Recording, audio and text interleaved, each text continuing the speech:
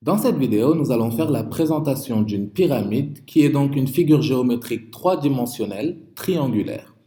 À partir de ces trois exemples ici, on va essayer de retirer les caractéristiques principales d'une pyramide.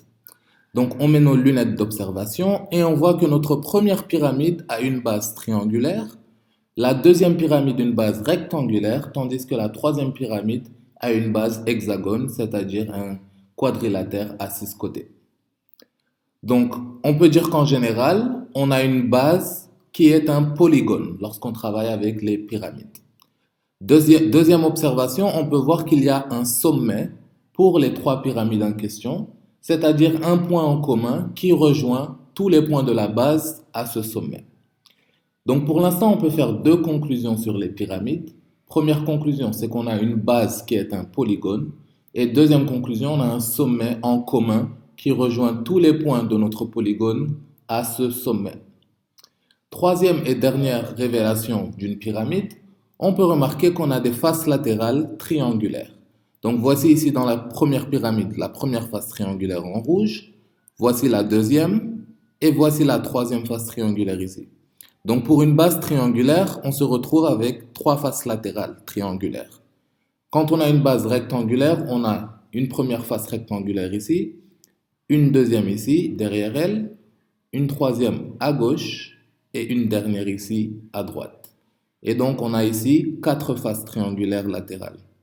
Donc quand on a une base triangulaire, trois faces latérales, une base rectangulaire, quatre faces latérales, est-ce que vous pouvez deviner quand on a une base hexagone combien de faces latérales on a?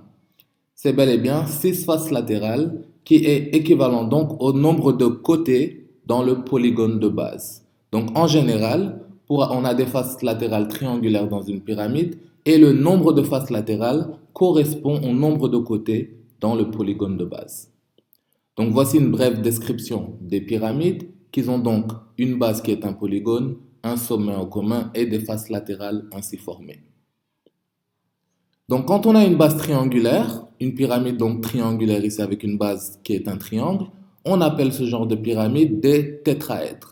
Donc c'est un vocabulaire qui revient souvent dans les exercices. Si vous voyez ce mot tétraèdre, ça veut tout simplement dire une pyramide à base triangulaire. Alors on a ici une base A, B, C, D, E, F, donc un hexagone à six côtés, et on va essayer de définir différents vocabulaires pour parler des pyramides.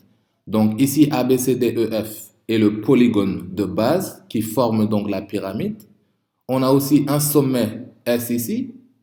Et quand on rejoint le sommet au point de notre base ici, SA, SB, SC, SD, SE et SF, formant ainsi la pyramide en question, on appelle tous ces côtés AS, BS, CS, DS, ES et FS les arêtes latérales. Une arête latérale rejoint donc le sommet à un point de notre base polygonale. On peut aussi remarquer qu'on a les faces triangulaires SAB, SBC, SCD, SDE, SEF et SFA, six faces triangulaires ici, qui sont donc les faces latérales de notre pyramide. Ensuite, on peut remarquer cette distance entre le sommet et la base, de sorte que ce soit perpendiculaire à la base en question. Donc la distance SO ici représentera la hauteur de notre pyramide. Donc SO ici est la pyramide est la hauteur de la pyramide. Et on peut remarquer que SO est perpendiculaire à OE ici. C'est perpendiculaire à OB ici.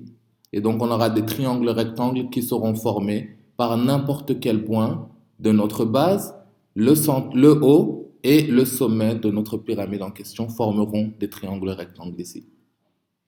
Donc ici, c'est une face latérale, SCD, et on peut tracer la hauteur SH de cette face triangulaire qui s'appelle donc l'apothème.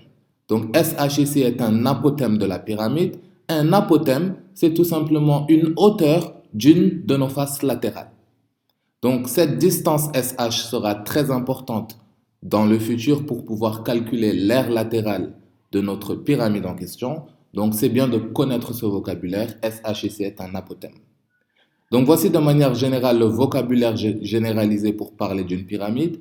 Et donc dans les vidéos prochaines, on va essayer de parler du patron d'une pyramide, donc la version plane d'une pyramide, et d'essayer de trouver la surface et le volume de cette figure géométrique.